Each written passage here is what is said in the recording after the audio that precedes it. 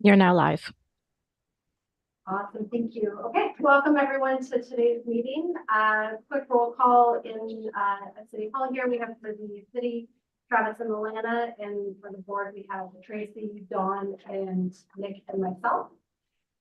Joining us online today, we have Kevin, Richard, and Lawrence, and Tara running the controls for the city. Jeff sent his regrets today. Did everyone have an opportunity to look at the minutes from the January 19th meeting? Questions, concerns? Okay, if that's all good, then I will ask for a mover on those minutes. Dawn, Nick? And all in favor on those minutes? Okay. Did we have any declaration of pecuniary interest today? Travis, I will hand it over to you to start us off with our tourism overview and update. Thanks, Beverly. So wasn't that long ago that we met. So this is going to be really brief. I think obviously everybody can appreciate that we are having a very unusual winter. So we've been talking to our attraction partners, particularly our winter attractions. It has not been great. I know there's been a couple of calls to action from Hiawatha Highlands and Sioux Finish to actually get people to shovel snow onto the trails. Fortunately, they've been able to keep 2 trails open.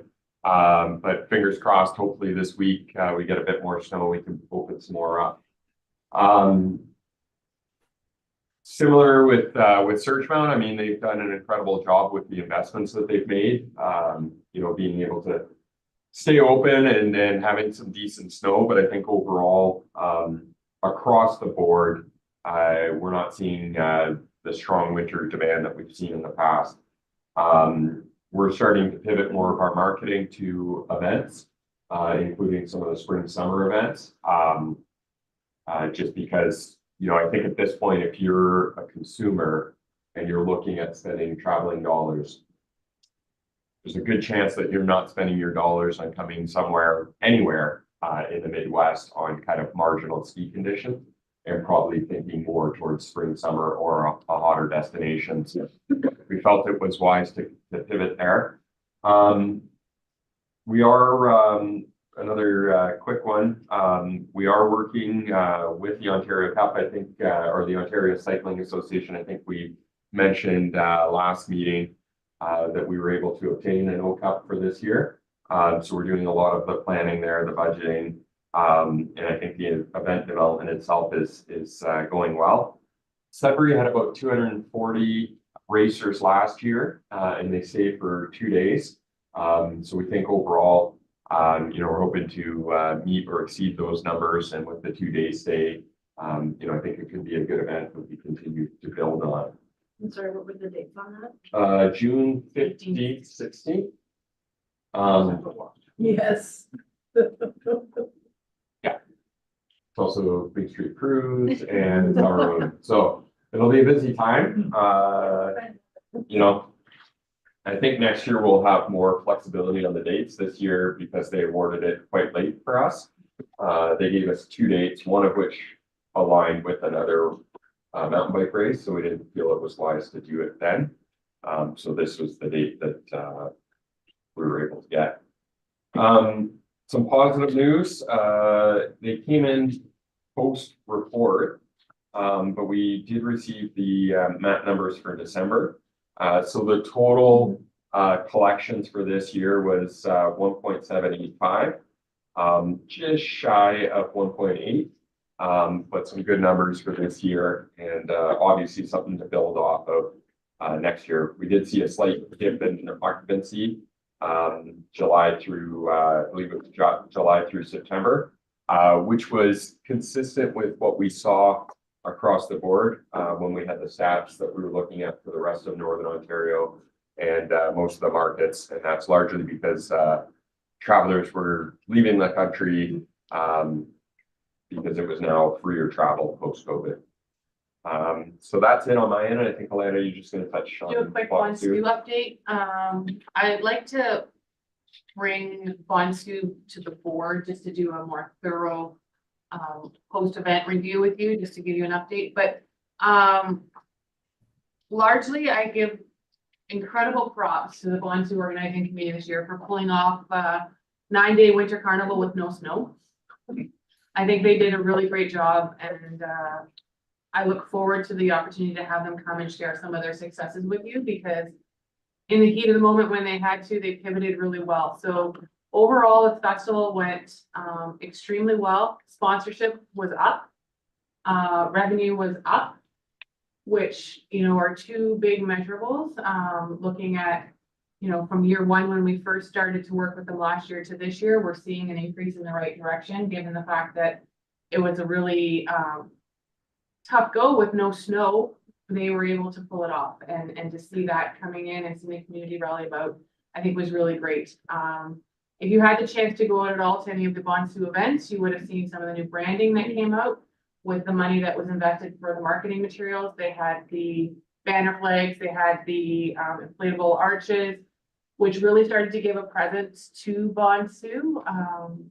I think once people start to see and feel it, the buy-in increases, and we're starting to see that. So I think that's a win. We'll have a more formal recap for you, probably once they've had time to debrief and put some of that together, maybe in the spring, but just wanted to give you the highlights that overall quite successful, and obviously some learning and pieces that we'll be taking away to rebuild for next year. But there's a brand new board. This was their first real crack at the festival. So I think overall very positive.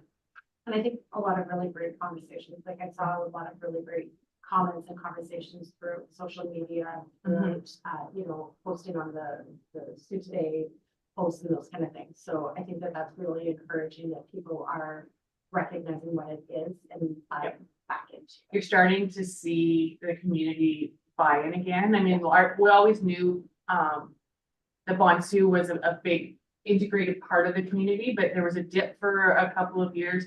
COVID certainly didn't help. So now that we're seeing it starting to go back up, that momentum, we'll just build on it. I'd be interested to see the final report, how they did with pivoting to that jacket tag for a cheaper price or whatever. Yeah. In overall, whatever button or tag sales and stuff. Honestly, I wish I would have had someone at the hotel, because I had a lot of people ask for them. I said, That's oh, an easy one for next year. We can certainly do that. that would just, yeah, I'd have to go back and, oh crap, where are they selling them? Yeah. So I could, yeah. Well, we can definitely do that. The other piece of it, the banners, the banner ups in the hotels, how was that received on your end? Oh, no, but it, A lot of questions. Good. You want to just hold on to those? They're yours to keep. Nice. So put them away. They're yours to have for the hotel properties. Put them away and pull them out next year when, I have a friend that's on those banner ups that is not content with the photo of her.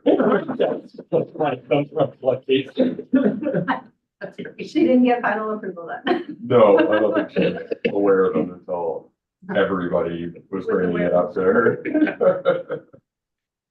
So. Okay, thank you, Travis and Alana. Did we have more on the draft statements for the financial? I know that you quickly touched on that, but do we have more with the financial updates? Richard? Richard, did you want to do a little overview of the draft statements for 23? I can, just a quick one. Yeah. We have a estimated surplus at the end of December of 2023 of almost $1 million, $982,000. So that's what we have on a going forward basis, basically in our bank account or in accounts receivable. So as far as how we spent the money, I think we have to dig a little bit deeper into exactly what we did as far as the development. As I was always talking to Alana, is, you know, we spent a bunch of money on the trail development, but we also got reimbursements from different funding sources. So I think we need to break that down so that everybody has a full understanding of what we've committed and what other government agencies have put towards our project. So anyway, so that's something that we will probably talk about, hopefully in March. So it doesn't drag on like it has in the past. Good, and then I could just share with you as well, we received our first invoice from Cradle Luck for January. And that encompasses all of the transition time to move, the information over from the city. So, I expect, well, and can confirm with them that this is higher than the month to month will be, but for the transition period and for our accounting for January, it was 1,045. So at half of that time, I would say is pretty close to moving out everything over, so. Just to give you a ballpark, I think we budgeted 10,000 in our 24 budget to 10. Mhm. So I think we're in line. Excellent. Thank you for that, and thank you, Richard. New business, we have the Northern Ontario Heritage Fund Corporation funding application. Alana, will that be you?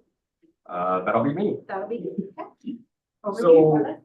I think I brought this up a handful of times. We've got the Wishart Creek connector project. The grant went in several years ago. And we're anticipating a strong escalation in pricing. We've seen that with our other trail construction projects, and we're anticipating that with the bridge construction itself. We currently have, in terms of funding sources, $650,000 allocated to the project.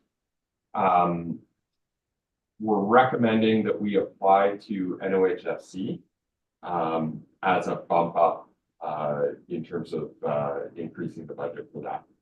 They'll match 50% funding. So as of right now, we have that money that's available to leverage, and if we were successful with that, we get, what was it, 230, 225, 225 from NOHFC.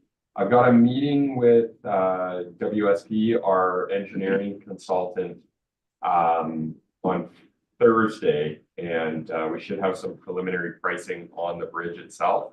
So I'll have a better sense of what that dollar value is, but I'd like to proceed with the application with NOHFC, and then it becomes backup money, depending on where we shake out. We're still hoping to break ground on that this year. I'm hoping if we can to put the placement in for the bridge in March. So we break ground, and probably complete the project in 2025. Yeah, right. So it's a 100-foot bridge, so it's a significant project. It's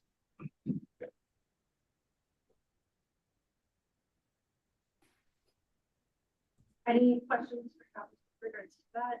We have a resolution for it, isn't that right? At all. No worries. Richard or Kevin or Lawrence, anything? No? Okay. So moving on to new business item B, which is conference bid 2024-001. And we will be moving into closed for this information. So we're going to resolve that this committee proceed into a closed session to discuss matters concerning confidential third-party information. Further be it resolved that should the said closed session be adjourned, the committee may reconvene in open session to continue to discuss the same matter without the need for a further authorizing resolution. Municipal Act Section 239(2)(I), a trade secret or scientific, technical, commercial, financial, or labor relations information supplied in confidence to the municipality or local board, which if disclosed could be reasonably be expected to prejudice significantly the competitive position or interfere significantly with the contractual or other negotiations of a person, group of persons, or organization. Do I have somebody to move us into closed?